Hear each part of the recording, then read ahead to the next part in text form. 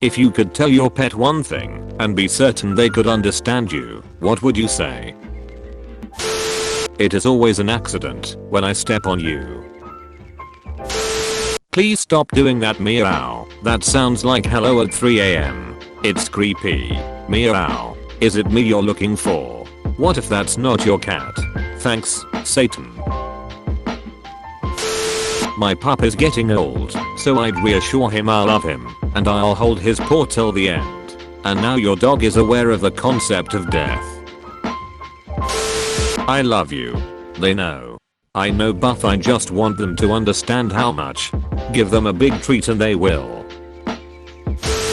Whenever I leave, I'm going to come back. So when I put you in your crate and you hear the door close, you don't need to cry, tear up the things in your crate, or stop eating your food. Just take a nap. Take a lot of naps and I'll come back. And just because I had to leave, doesn't mean I love you any less. Alternatively, please don't climb on the table and piss there. They climb onto the table and piss there? That's one determined doggy. I just got a new puppy who will stare us in the eyes as she pees on the floor. We know when she stops and looks at us, she's about to go. Now we grab her and bring her outside. I know you love me, but could you please stop rubbing your ass in my face? Cats. We honestly don't know what to make of the dead birds you bring us. We are not being rude. It's a gift. You are supposed to sing praise upon me, give me extra affection and dispose of my gift when I'm not looking. This exactly. My dad's cat, Frank, was the smallest kitten looking full grown cat in the world. He was also a vicious murderer of voles, field mice, and small birds. When my dad got cancer and toxoplasmosis and general care of another living creature wasn't a possibility, we rehomed Frank. My coworker wanted a cat to cuddle and love on her. Frank was very cuddly when not murdering, but her husband was a big tough macho hunter guy who was against cats. She took Frank for a test week. Apparently her husband went out for a smoke, and Frank trotted up with a dead rat bigger than his tiny cat self. My co-worker's husband instantly fell in love, and Frank lived another 8 years before succumbing to cancer himself. My coworker gave my dad regular updates and photos, and their Facebook page occasionally had co-worker's husband with some ducks next to Frank showing off some finch. It was really cute and awesome. You are adopted. That would definitely help with some things. I'm not your real dad. You're not human. Stop fucking meowing every second of the day, you asshole. Cat, fuck you. You're not my real dad. Plot twist. It wasn't a cat. It was his asshole. When I sneeze, it's nobody's fault, and I'm not hurt. Please stop chasing the cat over it.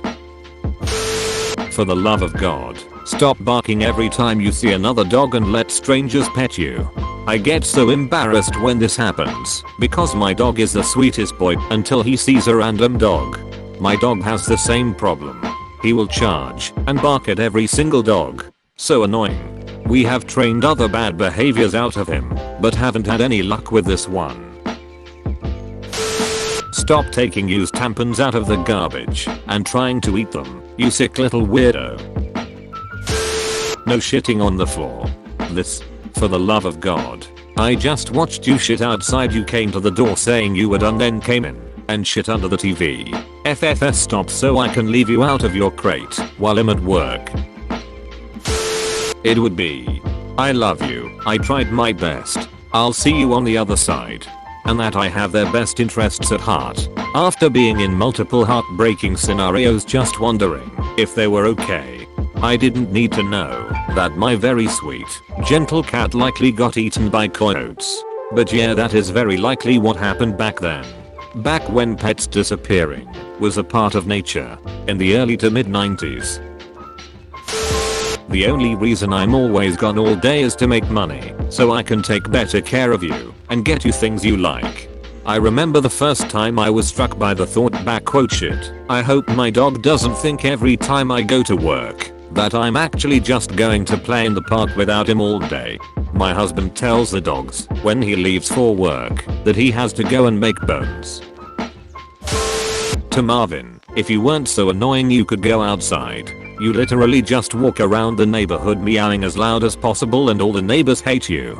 Shut the fuck up. Oh my god. To Luna, it is not possible to literally crawl up my asshole to sleep, so I would really appreciate if you would stop trying. Damn Luna.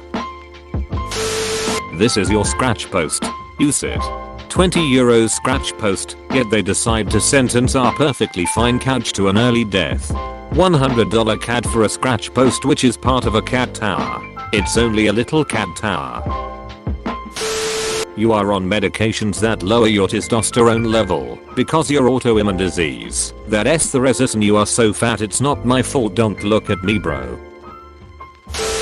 I probably love you more than I should, but you mean the world to me. You're the best cat I've ever had and probably ever will have.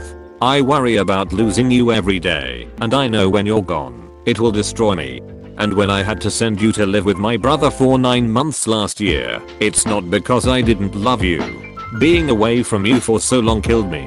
But I had to because there was nowhere else to take you at the time and there was no fucking way I was going to give you away. Wanting you back gave me the will to find a home for us, and I'm so glad I did. I love you. I love you so much. This is the cutest thing ever. I know you stole my candy bar. He knows you know. He also knows you'll forgive him. He'd also do it again in a heartbeat. To my cat, stop drinking the fish water. You're going to get worms. Stop yelling at me all the time. You don't need treats every 5 minutes. Stop pawing at me when I'm sleeping. You have claws and it hurts. Please cuddle me more, because it's my favorite thing in the world. And I love you so much, and want to give you everything I possibly can to make you happy. To my dog, stop headbutting me. It hurts. I'm sorry you had a rough start in life, but this is your home now, and you'll forever be my schmoops. Don't be sad when I leave. I work hard, so I can buy you toys and treats so that you can have fun. And I love you so much, and I'm so glad I found you. To my hamster, I'm sorry that you've fallen down the stairs on multiple occasions in your bowl. I hope you don't have any concussions. I love you. To my fish, hey, you're alright. I'll try to remember to feed you more often. To my hamster, I'm sorry that you've fallen down the stairs on multiple occasions in your bowl. I hope you don't have any concussions. Sorry but lol. Not mine, but my Mills cat. My partner and I live at her house, but we are moving out next week, after having lived there for just over a year and a half. I'm very fond of their cat, and so far I'm one of the few people who can pick her up without her squirming. She was a total grump when we first moved in, but after helping to take special care of her after 2 injuries, I think she's become quite fond of us too. In January I became extremely depressed and had planned to overdose, but she forced the door open and meowed in my face. She'd never opened a closed door like that before. If I could, I'd tell her that we are moving out and that we haven't just vanished. I'd tell her that we love her very much and we'll miss her, but we'll try to visit from time to time. I'd thank her for telling me off when I tried to end my life and for snuggling with me the following day when I had thoughts about it again. I'd tell her the reason we can't let her out at night anymore is because she keeps getting attacked and hurt, and we don't want her to be in pain. I'd thank her for all the times she allowed me to disturb her while she was curled up on the sofa at night, because I just needed to pet her a bit. And I'd let her know that while we all think she's a bit of a weirdo, we all love her unconditionally. Please, when you throw up, have the decency to throw up on tile, where I can easily clean it up. It's not my fucking fault I step on your paws.